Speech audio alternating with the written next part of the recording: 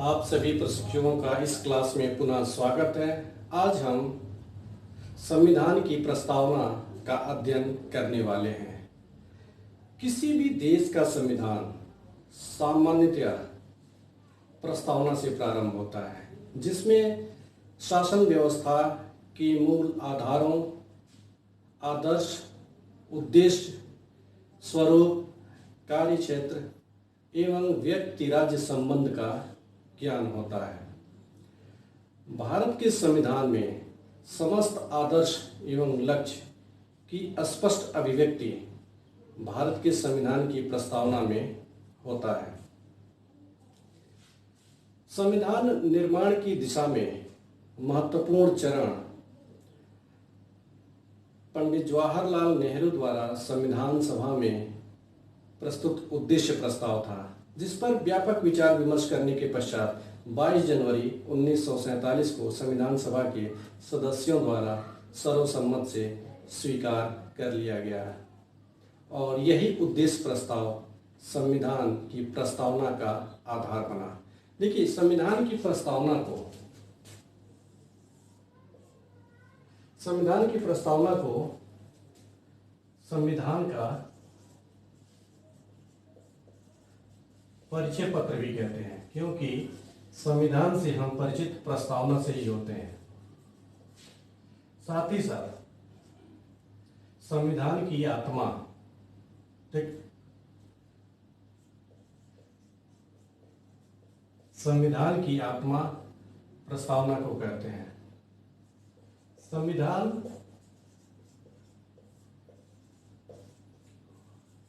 की भावना का निचोड़ भी प्रस्तावना को कहते हैं एवं संविधान निर्माताओं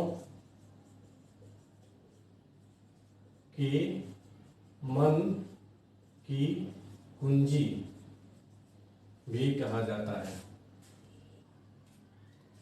42वें संविधान संशोधन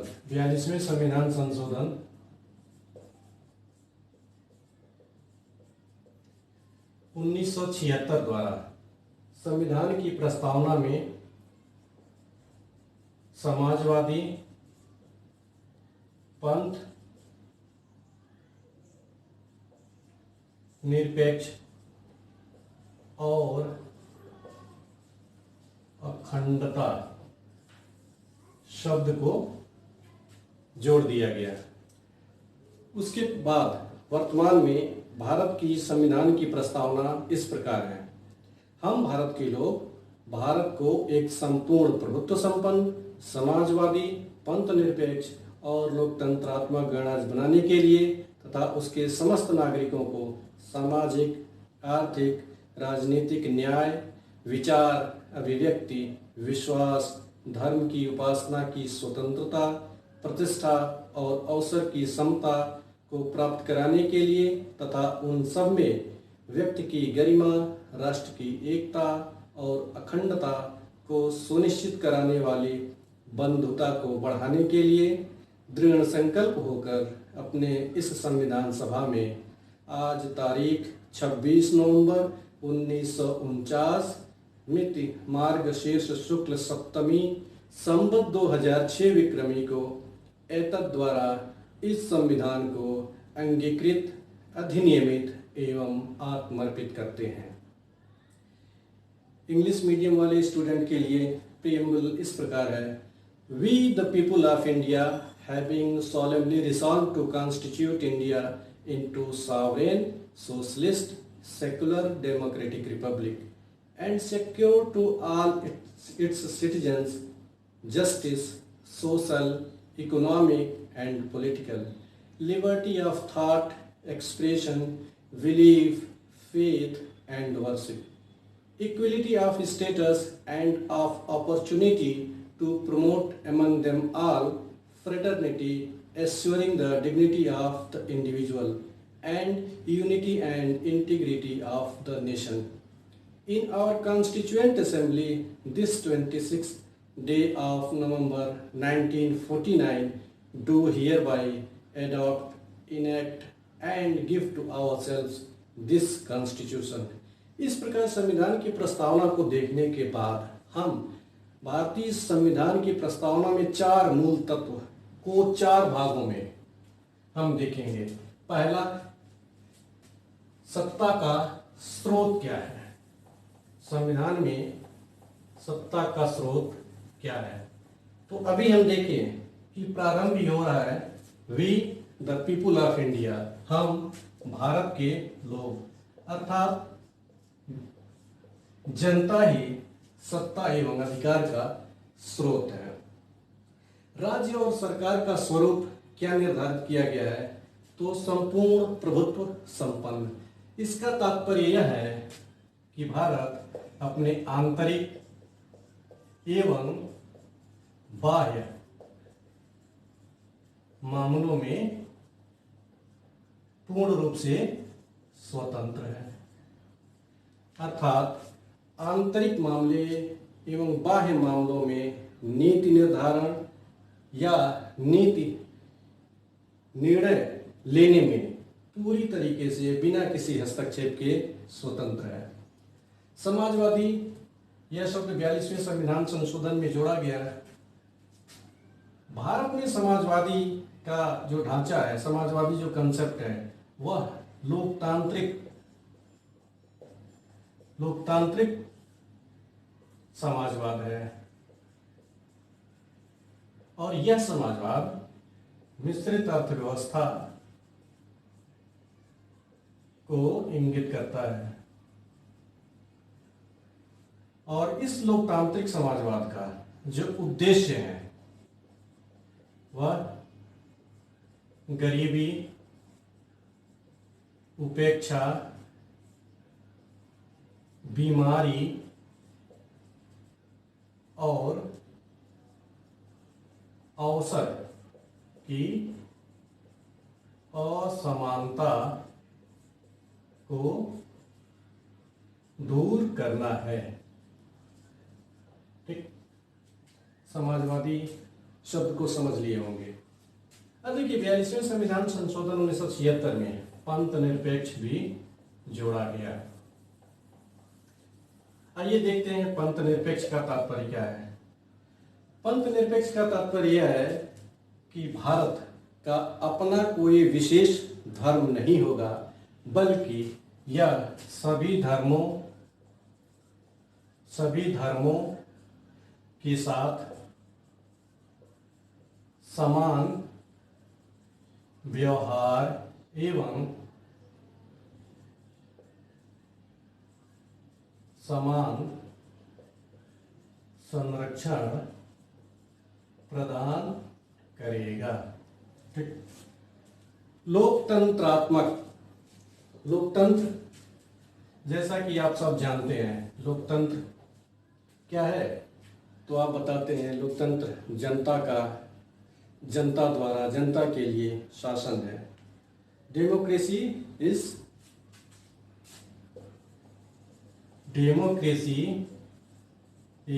ए government of the people by the people and for the people. ये सुने होंगे। देखिए यह परिभाषा जो है कि अब्राहम लिंकन ने 1863 ईस्वी में अपने गेटिसबर्ग के भाषण में इसको दिया था कि democracy is a government of the people, by the people and for the people. और अब्राहम लिंकन जो अमेरिका के 16वें राष्ट्रपति थे 1861 से 1865 तक। आप लोकतंत्रात्मक शब्द को समझ लिए होंगे। देखिए लोकतंत्र 2 प्रकार का होता है, प्रत्यक्ष एवं अप्रत्यक्ष। भारत में अप्रत्यक्ष लोकतंत्र है। कैसे? अब इसमें जनता अपने निर्वाचित सदस्यों को चुनती है और वो निर्वाचित सदस्य शासन करते हैं, तो अप्रत्यक्ष लोकतंत्र है, जिसको प्रतिनिधिक लोकतंत्र कहा जाता है। अब देखिए भारत में जो लोकतंत्र है बहुत व्यापक अर्थ में है। इसमें राजनीतिक, आर्थिक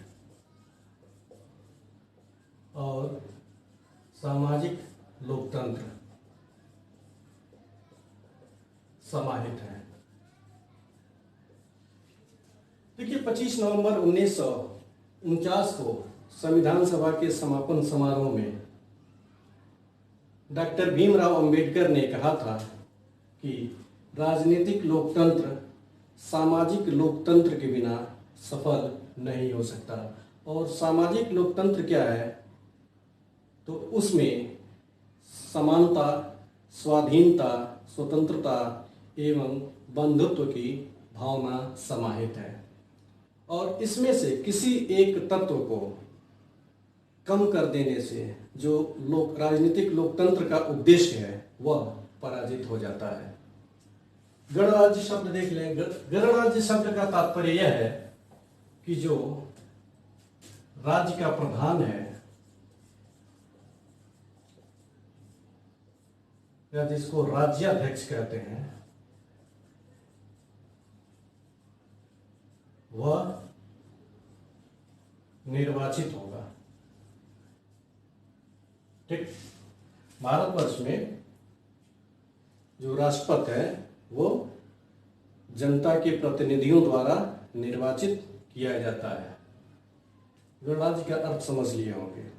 गणराज्य में वंशानुगत या उत्तराधिकार के आधार पर राज्याध्यक्ष नहीं होता, बल्कि उसका जनता द्वारा प्रत्यक्ष या अप्रत्यक्ष रूप से निर्वाचन होता है। भारत के संदर्भ में देखेंगे तो जनता द्वारा ही अप्रत्यक्ष रूप से निर्वाचित किया जाता है। अब शासन व्यवस्था के लक्ष्य क्या निर्धारित किए गए हैं? तो सामाजिक, आर्थिक और राजनीतिक न्याय को समझ लें। सामाजिक न्याय का तात्पर्य यह है कि धर्म, जाति, लिंग आदि इन आधारों पर कोई भेदभाव न किया जाए और विकास में बिना किसी भेदभाव के, ठीक, जो पिछड़ा वर्ग है, जो पिछड़े हुए हैं, उनको विकास में समान अवसर दिया जाए और शोषण की समाप्ति की जाए। आर्थिक न्याय का तात्पर्य यह है कि उत्पादन के साधन जो हैं, आर्थिक न्याय जो उत्पादन के साधन हैं उनका वितरण इस प्रकार किया जाए कि वह सार्वजनिक हित में हो। सार्वजनिक हित में न हो और इस उत्पादन के साधन के वितरण में किसी का शोषण न हो रहा हो। राजनीतिक न्याय का तात्पर्य यह है कि बिना किसी जन्म, धर्म, लिंग, भाषा को आधार बनाए हुए सबको सार्वभौमिक वयस्क मताधिकार, ठीक, सार्वभौमिक वयस्क मताधिकार सबको दिया गया है। साथ ही साथ किसी भी राजनीतिक पद पर भारतीय नागरिकों को निर्वाचित होने का अधिकार भी है। दूसरा लक्ष्य क्या है? विचार अभिव्यक्ति, विश्वास, धर्म और उपासना की स्वतंत्रता। देखिए, विचार अभिव्यक्ति की स्वतंत्रता भारतीय संविधान में इसका प्रावधान किया गया है। यह 19(1) में और विश्वास, धर्म और उपासना की स्वतंत्रता का प्रावधान भारतीय संविधान में अनुच्छेद 25 से 28 तक दिया गया है। प्रतिष्ठा और अवसर की समता। देखिए प्रतिष्ठा, प्रतिष्ठा शब्द व्यक्ति के स्वाभिमान से है और यह किसी भी विशेष वर्ग विशेष वर्ग का जो जन्मजात श्रेष्ठता की भावना है उसका ये प्रतिषेध करता है। और अवसर की समानता, बिना किसी धर्म जाति लिंग के आधार पर सबको कानून के समक्ष समान अवसर दिया जाए, कानून का समान संरक्षण दिया गया है। साथ ही साथ छुआछूत की समाप्ति की गई है एवं सरकारी नौकरियों में सभी नागरिकों को समान अवसर प्रदान किया गया है। व्यक्ति की गरिमा, व्यक्ति की गरिमा व्यक्ति की प्रधानता को दर्शाती है। व्यक्ति की प्रधानता, और यह किसी भी सर्वाधिकारवादी राज्य का प्रतिषेध करता है। राष्ट्र की एकता, देखिए भारत जैसे विविधता एवं बहुलता वाले देश में एकता स्थापित करने के लिए सभी को समान सुविधा एवं समान अधिकार प्रदान किया गया है।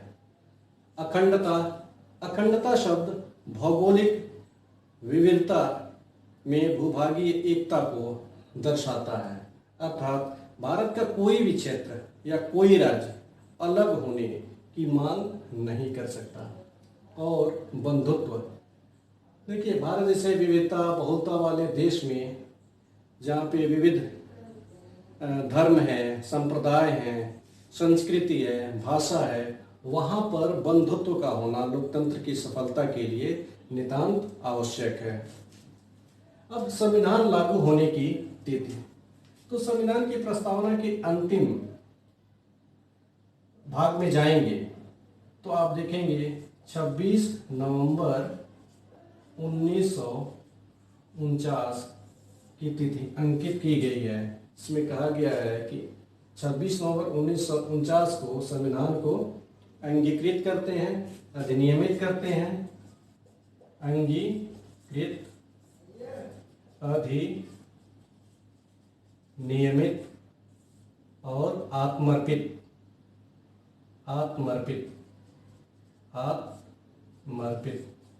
करते हैं। ठीक, adopt, enact and give to ourselves. अब देखिए भारतीय संविधान की प्रस्तावना को हम लोग देख लिए।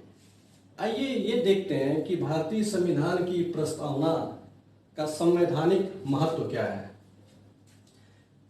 तो देखिए सबसे पहले 1960 में बेरूबारी केस सर्वोच्च न्यायालय में आया, जिसमें यह कहा गया कि कहीं भी भारतीय संविधान में भाषा संदिग्ध या अस्पष्ट है तो उसके लिए संविधान की प्रस्तावना का सहयोग लिया जा सकता है। फिर 1967 में गोलकनाथ बनाम पंजाब राज्य एक वाद आया, जिसमें यह कहा गया कि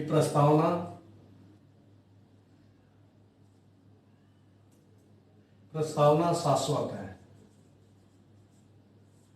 ठीक, उसके बाद 1973 में केशवानंद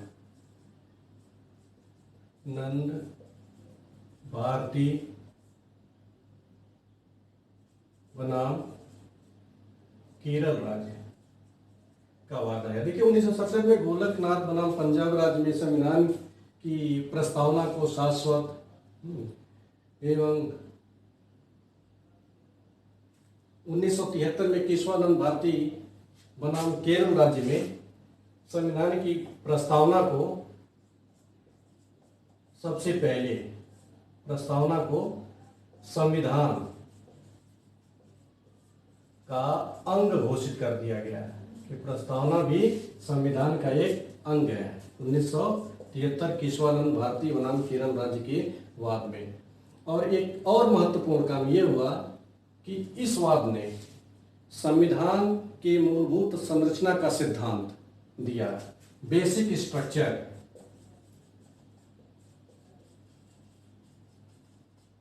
और ये कहा गया कि संसद संविधान के किसी भी अनुच्छेद में परिवर्तन कर सकती है, लेकिन संविधान का जो मूलभूत ढांचा है, बेसिक स्ट्रक्चर है, उसमें परिवर्तन नहीं कर सकती।